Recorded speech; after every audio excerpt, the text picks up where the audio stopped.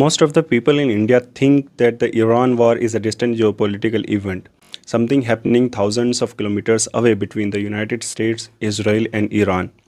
But if you look closely at the data, you realize that the war is already entering the Indian economy quietly through oil prices, trade routes, and currency pressure. So now let us connect these dots.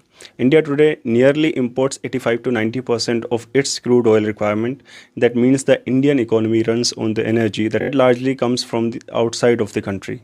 Now look at where much of that crude oil travels through the Strait of Hormuz in the Persian Gulf. Around one-fifth of the world's oil supply passes through that narrow sea route every single day. When tensions rise in that region, insurance cost for shipping increases, tankers slow down, and global oil market immediately reacts. This is exactly what we are seeing right now. Oil prices jumped above $100 per barrel after the conflict escalated. For India, this is not just a number on a trading screen. Economists estimate that every $10 rise in crude oil adds roughly $13 to $14 billion to India's annual import bill.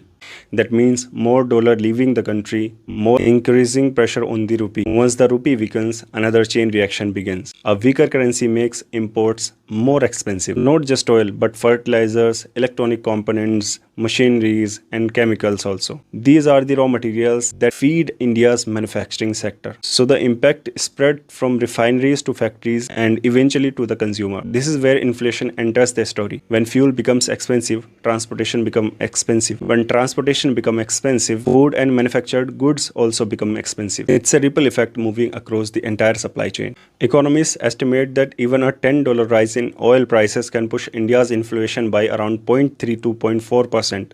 That might sound small, but in a $3.7 trillion economy, that shift affects millions of households. Now look at the industries linked to petroleum derivatives. Plastic polymers, packaging materials, chemicals, these sectors depend heavily on crude oil. In recent weeks, polymer prices in part of India have surged dramatically, forcing several small manufacturers to pause production or renegotiate supply contracts. That means pressure on small and medium enterprises, which form the backbone of India's industrial workforce. But energy prices are only one part of the equation. Iran itself is an important trade partner for India in specific sectors.